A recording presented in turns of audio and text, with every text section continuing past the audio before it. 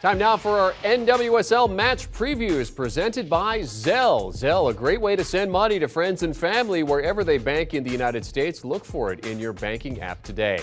Well, the NWSL season coming down to the final matches. 5 on tap for this weekend to get us ready for the playoffs that start on November the 7th. And there are still some playoff spots that are up for grabs. Only the top 3 have secured their places. Portland Thorns, the OL Reign, and the Washington Spirit are all safe. OL Reign can clinch second place and a first-round bye with a point this weekend. Playoff spots 4, 5, and 6 still up for grabs. 4 teams in the chase for one of those 3 spots.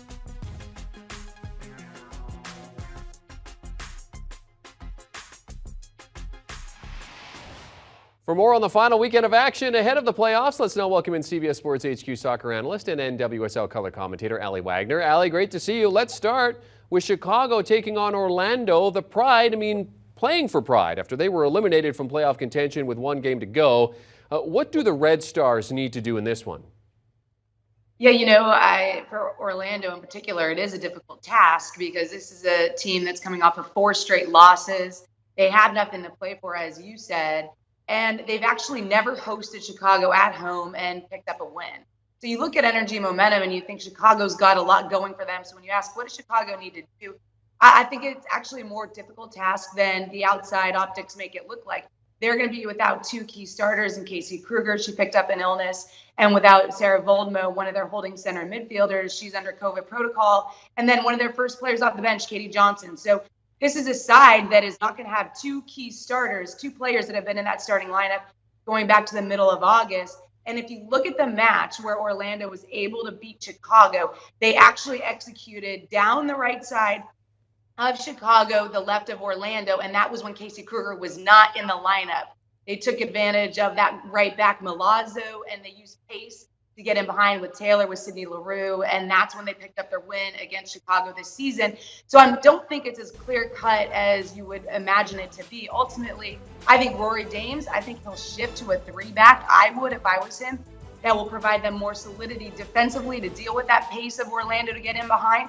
And it also will put a 2-front up against what I think could be a really fruitful partnership in Hugh and Watt going against Krieger and the other center back of Orlando Pride. I think the pace and the wittiness, the savviness that those 2 players have started to evolve and develop over the course of this season will be too much for this Orlando Pride backline to handle. Watt has been in incredible form.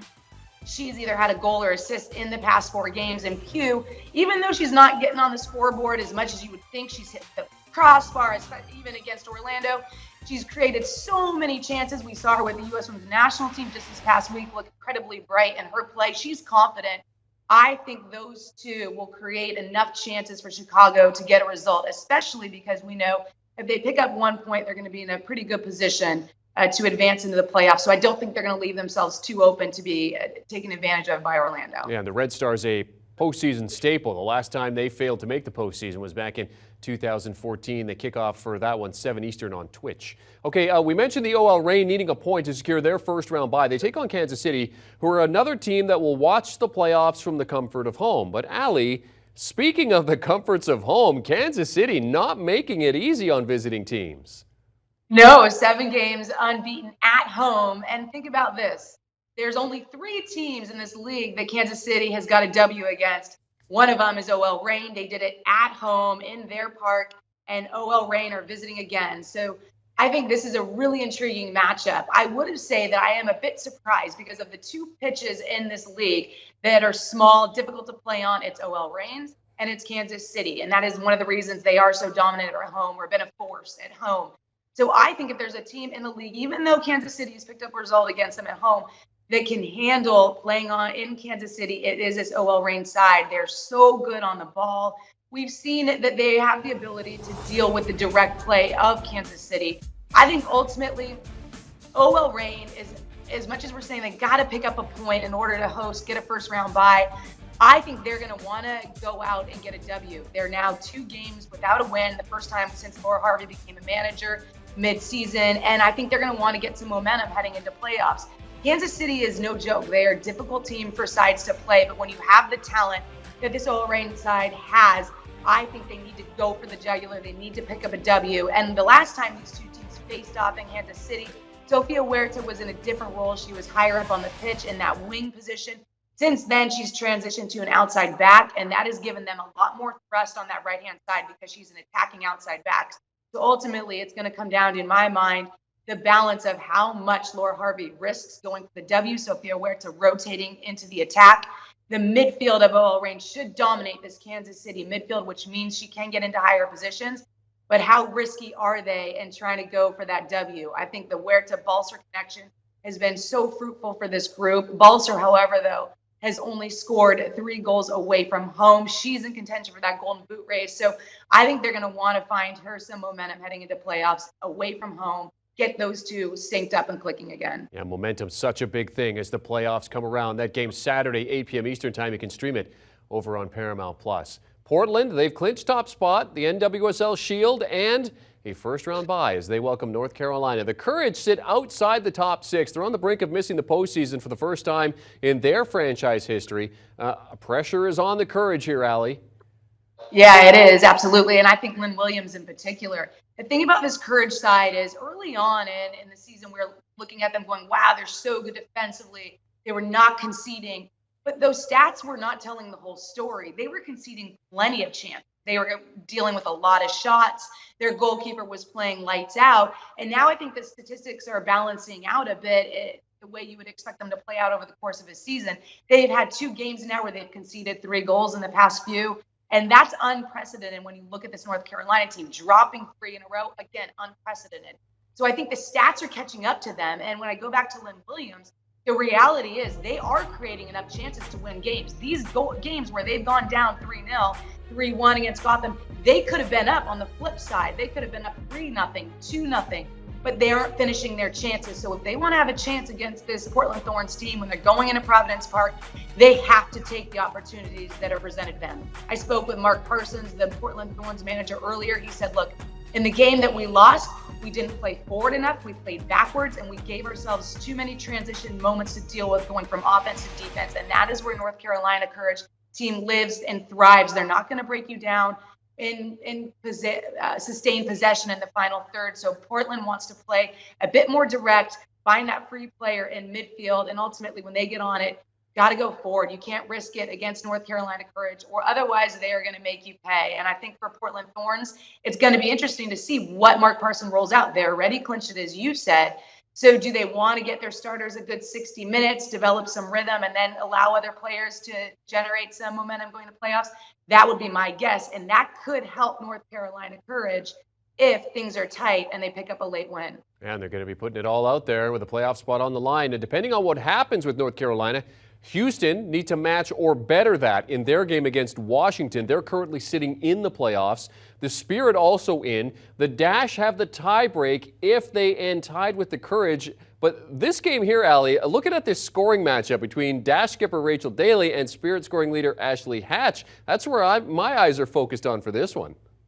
And rightfully so. I mean, those two players have been on the mark for both sides. Golden Boot race, no doubt. And I do think it could come down to those two players. You look at the way that these sides have matched up. One game was not indicative. They were missing a lot of internationals, but the one game that they had most of their players, key players at that, was the 2-1 win for the Washington Spirit. You actually had Ashley Sanchez on the mark in that match and Ashley Hatch. So you've got key players that are stepping up in a big way. I do think when this game plays out, it's going to be interesting because they're going to know the way the other games unfolded. This game is on Sunday. They're going to know what Chicago did. They're going to know what North Carolina did. So it really could dictate the way both these managers go about this. Having said that, Washington Spirit, if they have an opportunity, which is a very real possibility to host and get a bye, I think they're going to go for the win. I think Houston Dash is going to go for the win. Again, another team that wants momentum going into the playoffs. They've dropped the last 2 matches. And I think when you look at the way these two teams match up, and it's a really fascinating one because Washington Spirit, more methodical, more possession-based. Houston Dash is now involved into this pressing team that is an athletic front 5.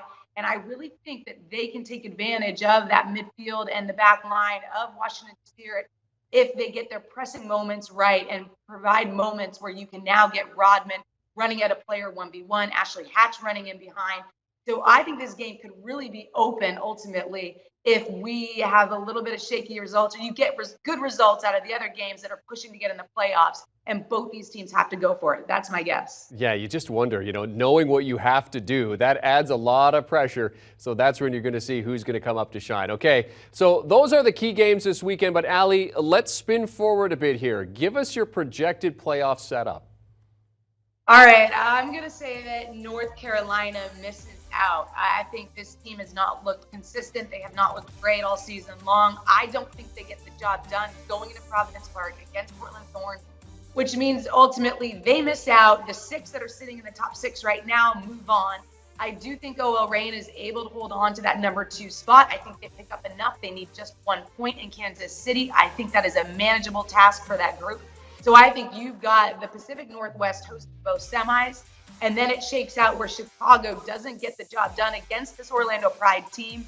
I think Orlando Pride has something, they are going to get a result against Chicago, even though the energy, the momentum tells you otherwise. I think New Jersey, Gotham, that side the other night picked up a draw the last time out.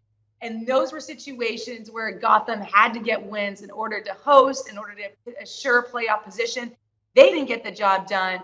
So I don't know that they are going to go out and roll over their opponent. So I think Chicago lands in 5th. You get a 4-5 matchup. That's a fascinating one, as Carly Lloyd is perhaps marching her way out of NWSL play. We know that she's retired from international, and club will soon follow. And then the other matchup could be a repeat of this weekend's, which makes that game even more interesting. Because how do you manage that tactically as a manager? You know that you may face this team in the first round of the playoffs. Do you show your cards? Do you want to gain confidence for your players? Do you go and really try to make a mental statement against your opposition? I think big questions for both those managers heading into this weekend. And just remember, 3 versus 6, 4 versus 5, as Aly pointed out, some good matchups set up there in the playoffs if things play out the way that you've predicted. We discussed the Golden Boot race. Let's get your top scorers. Who comes out and takes the Golden Boot this year? This is a tough one. Aly Hatch is sitting in pole position and obviously going up against Rachel Daly, as you mentioned. I think it is going to land at one of those 2 players' feet. The tiebreaker is assists and then minutes played. Rachel Daly will have an advantage there over Aly Hatch. Aly Hatch was the finisher this year. I don't think that Bethany Balser will get the job done this weekend away in Kansas City, especially knowing that a point will get this team through. So I'm going to go with Aly Hatch and Rachel Daly tied, and then the assists, minutes played, bump Rachel Daly over the top. Great scoring race in the NWSL as we hit the final weekend of play. CBS Sports HQ soccer analyst, NWSL commentator Aly Wagner breaking down the final week of the season for us as the playoffs get set to roll next weekend. Thanks very much, Aly. Good to see you. Here is the final weekend of games in the NWSL. It all gets underway tonight. There was a game that was last night, but there is game tonight as the final round gets underway. The Orlando Pride versus the Chicago Red Stars. Red Stars need to get something out of that game. Kansas City taking on the OL Reign. The Reign need a point to secure a first-round bye and finish second. North Carolina Courage need a result versus top Portland Thorns. The Houston Dash also trying to get into the playoffs. They need to match what the Courage do in order to secure their spot. And then on Sunday, the final game of the season. Nothing on the line between Gotham FC and Racing Louisville. That game is 3 Eastern over on CBS Sports Network.